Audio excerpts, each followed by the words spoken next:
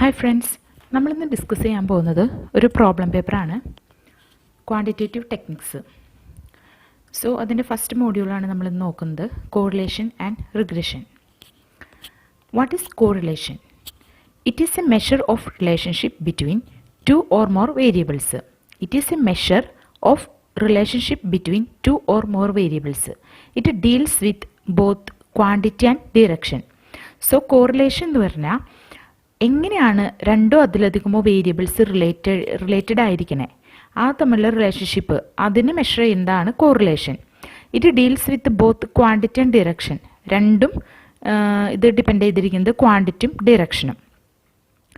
To variables are said to be correlated if the change in one variable results in a corresponding change in the other variable in some direction or in opposite direction. So രണ്ട് variable correlated ആണെന്ന് എപ്പോഴാണ് പറയാം? ആ ഒരു വേരിയബിളിലുള്ള change corresponding ആയിട്ട് വേറൊരു വേരിയബിളിനും change ഉണ്ടാക്കുന്നത്. ഒരു വേരിയബിളിലെ ചേഞ്ച് അതേ കറസ്പോണ്ടിങ് ചേഞ്ച് വേറൊരു വേരിയബിളിലും ഉണ്ടാക്കുമ്പോഴാണ് അത് ആ രണ്ട് വേരിയബിൾസ് കോറിലേറ്റഡ് ആണെന്ന് പറയാം. ഈ കറസ്പോണ്ടിങ് ചേഞ്ച് എന്ന് പറഞ്ഞു കഴിഞ്ഞാൽ വേണമെങ്കിൽ ഒരുപക്ഷെ ഇൻക്രീസിങ് ചേഞ്ച് ആവാം, ഒരുപക്ഷെ ഡിക്രീസിങ് ചേഞ്ച് ആവാം. എനിവേ കറസ്പോണ്ടിങ് ആയിട്ടുള്ള ഒരു ചേഞ്ച് ആയിരിക്കണം. സോ അതിനെയാണ് കോറിലേഷൻ എന്ന് പറയുന്നത്. ഇനി കോറിലേഷൻ അനാലിസിസിൻ്റെ ഡെഫിനിഷൻസ്, ഏതെങ്കിലും ഒരു ഡെഫിനിഷൻ എന്തായാലും പഠിച്ചിരിക്കേണ്ടതാണ്. Correlation is a statistical tool. ഇതൊരു സ്റ്റാറ്റിസ്റ്റിക്കൽ ടൂളാണ്.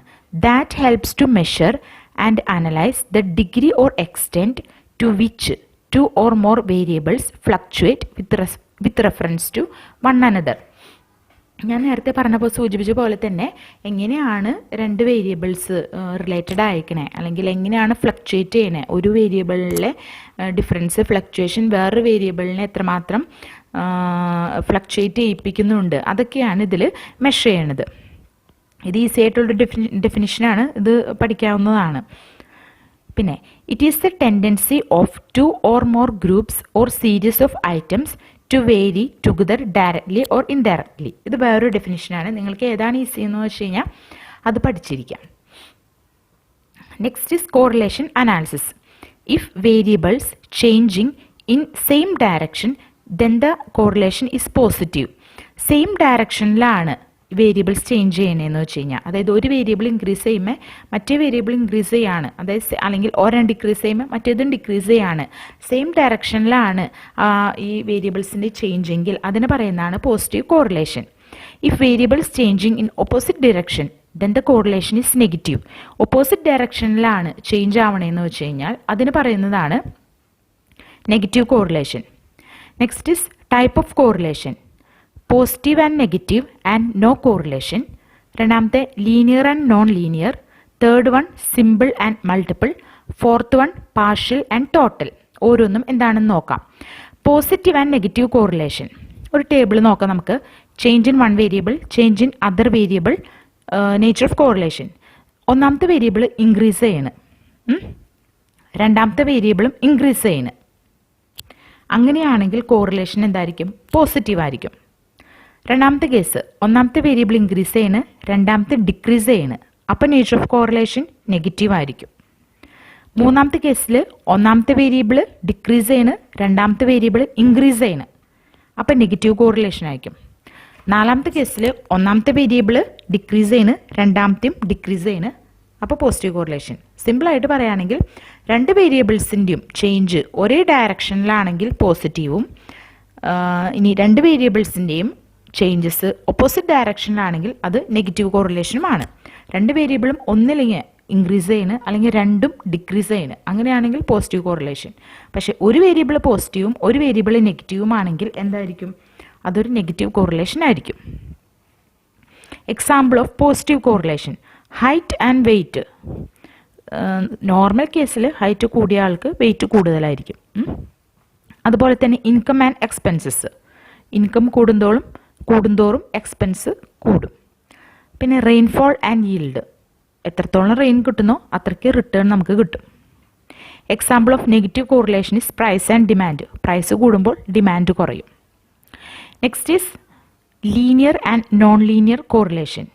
Linear correlation: A correlation is said to be linear when the amount of change in one variable results a constant ratio change in other variable. അതായത് ഒരു constant റേഷ്യോയിലാണ് രണ്ടാമത്തെ വേരിയബിളിൽ change ഉണ്ടാവണമെന്ന് കരുതാം. For example 1%, 2%, അങ്ങനെ ഒരു കോൺസ്റ്റൻറ്റ് റേഷ്യോയിലാണ് ചേഞ്ച് ചെയ്യണമെന്ന് വെച്ചാൽ അതിനെ പറയുന്നതാണ് ലീനിയർ കോറിലേഷൻ. അതിൻ്റെ ഗ്രാഫ് എപ്പോഴും ഇങ്ങനെ ലീനിയർ ആയിട്ടുള്ള ഒരു ലൈനായിട്ടായിരിക്കും കിട്ടുക നമുക്ക്. Example, price increases by 10%, supply increases by 12%. അതായത് പ്രൈസ് 10% കൂടുകയാണെങ്കിൽ സപ്ലൈ 12% കൂടും. സോ അതൊരു കോൺസ്റ്റൻറ്റ് റേഷ്യോ ആണ്. അതുകൊണ്ട് അതൊരു ലീനിയർ കോറിലേഷൻ ആണ്. അതിൻ്റെ ഗ്രാഫിൻ്റെ ഇക്വേഷൻ y=a+bx ആയിരിക്കും. ഇനി എന്താണ് നോൺ ലീനിയർ കോറിലേഷൻ എന്ന് നോക്കാം. Correlation could be non linear or curvilinear. Curvilinear എന്ന് പറയുന്ന വേറെ പേരും ഇത് സെയിം തന്നെയാണ്, നോൺ ലീനിയർ തന്നെയാണ്. If the amount of change in one variable doesn't bear a constant ratio to the amount of change in the other variable. അത് constant ratio ആയിരിക്കില്ല എന്ന് ആ ചേഞ്ചിന്. അതൊരു കർവായിട്ടായിരിക്കും നമുക്ക് കിട്ടുക അതിൻ്റെ ഗ്രാഫ്. അതിന് എക്സാമ്പിളാണ് y=x² x³ അങ്ങനെയൊക്കെ വരുന്ന graph. Next is simple and multiple correlation. Simple correlation, here the degree of relationship between only two variables are studied. രണ്ട് വേരിയബിൾസ് മാത്രമേ സിമ്പിൾ കോറിലേഷനിൽ ഉണ്ടാവുള്ളൂ. Example, correlation between price and demand. രണ്ട് വേരിയബിളാണുള്ളൂ, പ്രൈസും ഡിമാൻഡും. Next is multiple correlation. Here the degree of relationship between more than two variables are studied. രണ്ടിൽ കൂടുതൽ വേരിയബിൾസ് ഉണ്ടെങ്കിൽ അതിന് പറയുന്നതാണ് multiple correlation. Here one variable is in one side and the others are in one side.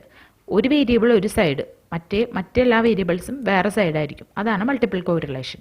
Example, relationship between crop production with rainfall, fertiliser used, soil type, temperature etcetera.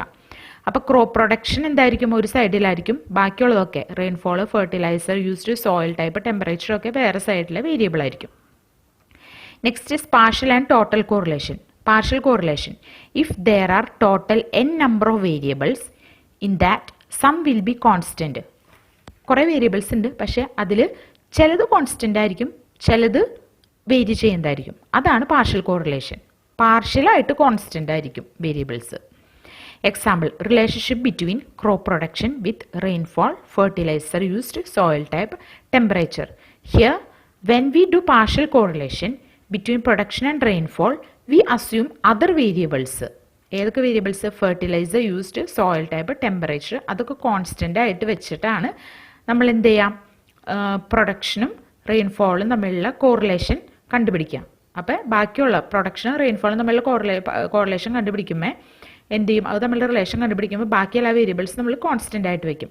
ഇനി total correlation is based on all the relevant variables. എല്ലാ വേരിയബിൾസിനും നമ്മൾ total കോറിലേഷനിൽ consider ചെയ്യും. ഒന്നിനെ നമ്മൾ constant ആയിരിക്കില്ല, എല്ലാവരും നമ്മൾ consider ചെയ്യും. സോ ഇത്രയ്ക്കാണ് ഇന്നത്തെ ക്ലാസ്.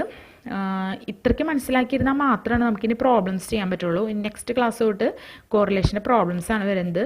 സോ ഇത്രയ്ക്ക് നന്നായിട്ട് പഠിക്കുക. ഓക്കെ, എല്ലാവരും ക്ലാസ് മനസ്സിലായെന്ന് വിചാരിക്കുന്നു. എല്ലാവരും നിങ്ങളുടെ ഫ്രണ്ട്സിനൊക്കെ ഷെയർ ചെയ്യുക, സബ്സ്ക്രൈബ് ചെയ്യുക, സപ്പോർട്ട് ചെയ്യുക. നിങ്ങളുടെ അഭിപ്രായങ്ങൾ കമൻറ്റ് ബോക്സിലിടുക.